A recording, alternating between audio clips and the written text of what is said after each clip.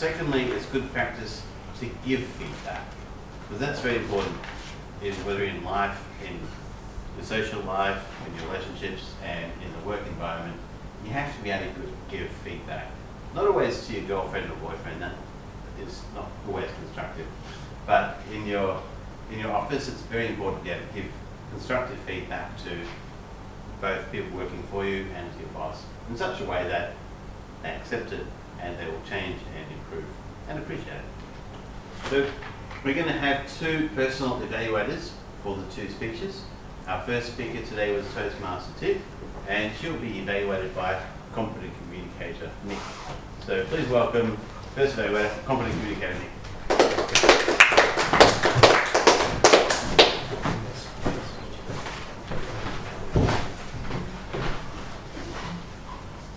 Let's again give a big round of applause for Toastmaster Tip. He made a very magnificent speech today. It's a proof of very sufficient rehearsal, right? We all agree. I really enjoyed the story. I listened to the story from the beginning to the end, and I could imagine. I really could follow the story, and I could imagine what she really means by getting disappointed, by getting in the position that she didn't like. And actually she made a good beginning, right? And the story is well arranged and well organized. But I also like the vocal variety that she made. But one thing that she can put in the speech, the body language or the facial expression when you say you are very disappointed, right, with the assignment that you got from your boss and with your ex-company. You may put a little bit of boring face or disappointment face, right? And I also like the metaphor. You said comfort zone. It's something that you talk about the zone that you are in, that you feel you are comfortable with that, and you don't want to get out of it, right? And you said that the life is like a book and don't close it. It's a kind of metaphor that can give the story can be imagined easier, okay? And yeah, all in all, congratulations. You have done a good job for your project number 4. Thank you. Competent communicator Nick. One of the reasons Nick was talking about the importance of metaphors or similes is because each project has specific objectives, and this was how to say it. And so each one gets evaluated differently according to the project. Our second second speaker today was competent communicator Edwin, and his very honest evaluator will be Toastmaster Scott. So please welcome Toastmaster Scott.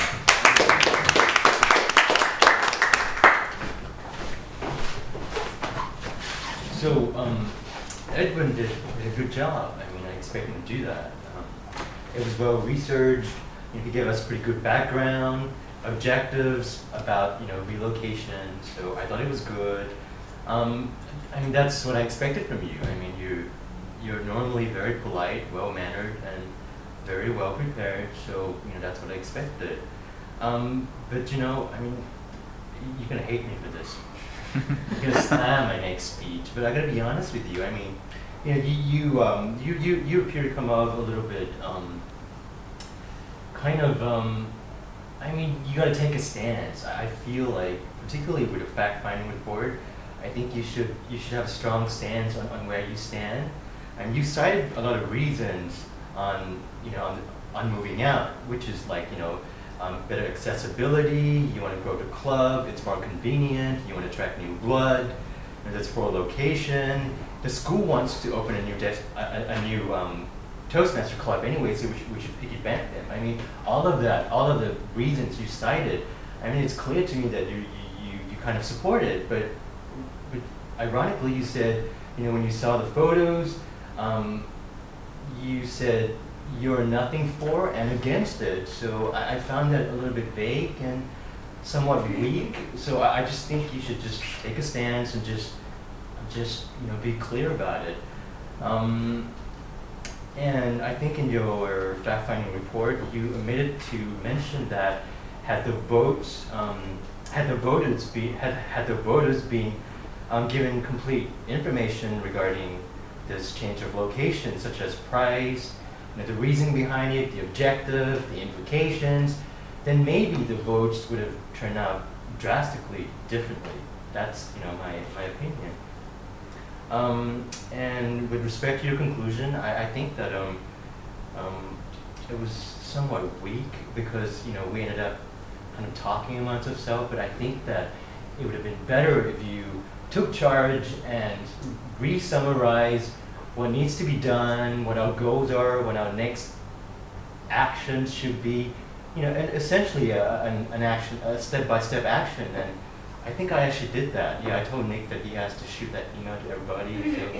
So I thought that was the weak point. But all in all, you know, we all expected you to be, you know, well-researched and well-prepared. And, you know, you can go on and on and on and on for hours, and, you know, that's your strength. Yeah, that's my honest assessment, yeah? Is that okay?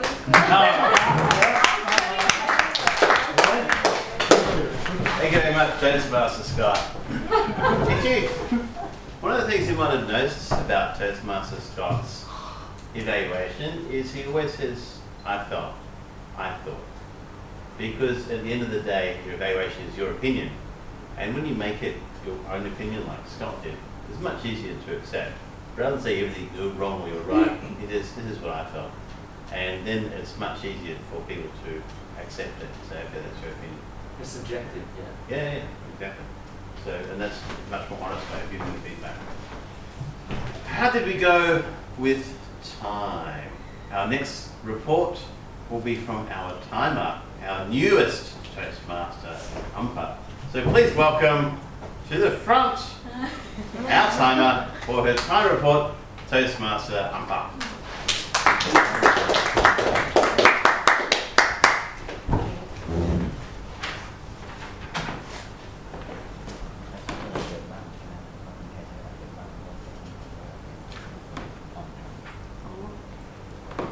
Didn't know you had to give a report, did you? so our next table topic respondent will be Toastmaster umpa. How do we do with timing? Okay, for time report in the first session, leave out the comfort zone. Yeah, on time. She made it on time. And Toastmaster Edwin is, yeah, it's also on time too. And we finished the first part before break is 16:15. So we make it on time, before the time. So the second part of the break, the table topic session, we finished at 6:50. Yes, but it should be 6:45. So we make it really awesome. And okay, so we move to the next evaluation, personal evaluator. Yeah, for board of two person, make it on time. Yeah, only limit 3. Yeah. So you make it very great. Thanks for everyone. Thank you very much, Toastmaster umpa, for your first report as a Toastmaster in the Saturday Club. So we're all on time. That's great. We're running a little bit ahead of time. Now, as I mentioned at the beginning, we don't have a general evaluator because no one wanted to take on that role. So we created a special role called Special Evaluator. who will be giving feedback to especially the personal evaluators and to yours truly. And our very special evaluator is Toastmaster Gardina. So please welcome Toastmaster Gardina. And Manton, could you give her 5 to 7 minutes? Thank you. Thank you very much. Where is your writing, Peter? I was going to specifically talk about your writing, your word writing. I think I should give you a lesson how to write in Word. Because I used to be the same horrible at writing before, especially on whiteboards. So anyway, I think that was a weak point. Otherwise, in general, Toastmastering, I think, was great with introduction of the speakers, and Peter created a cheerful atmosphere for all of us to have a good laugh and to think, elaborate on things. So I think you've done a great job. It's a very vibrant environment today, yeah? I hope you all agree. Now I'll get to evaluation of evaluators. Toastmastering. I think that not all the objectives you commented on about her speech. Found there are so many points to look at because I've gone through the objectives and lots of semantics and short, long words, sentences, vivid words.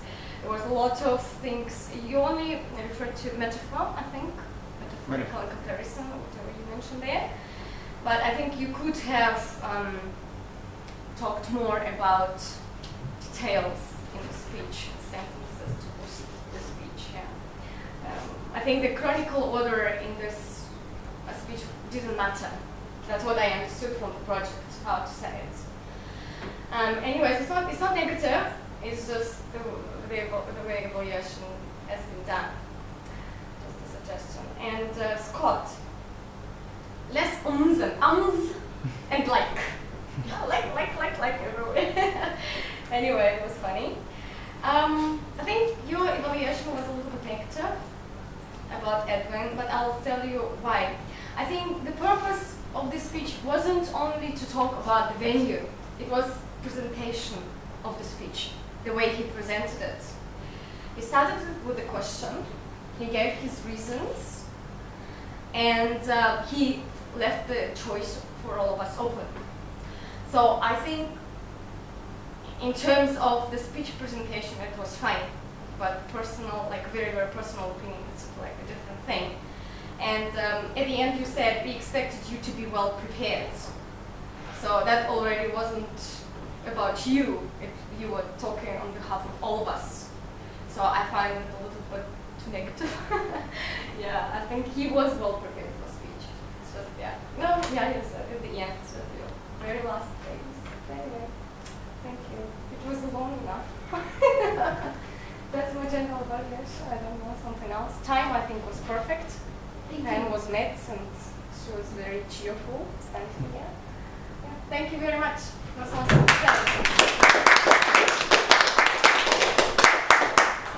Thank you very much, Toastmaster Gerlinde, for stepping up here. That's one of the great benefits of being in a very small club like this. In Capital Club, you can go there and not even give a table topic. Just sit there and only talk a break. Whereas in this club, you can really take on a lot of roles and really improve a lot. You give a lot of speeches and have a lot of fun. And that's why I really like this club. Maybe for Scott's benefit, we could have an R counter next time. BPE could think about that. Because you don't know you're doing so many ums and ahs until somebody tells you. I have been starting a lot of my sentences with and so. And I went to one club where the R counter was a so-so and counter. I came out with about 50 of them. It looks like we're well ahead of time, which is always one of my targets as Toastmaster today. And it's good practice if we have to be in another venue where we finish at 7 p.m. on the dot. So I'm very happy to have finished very early. I enjoyed the meeting. Thank you very much.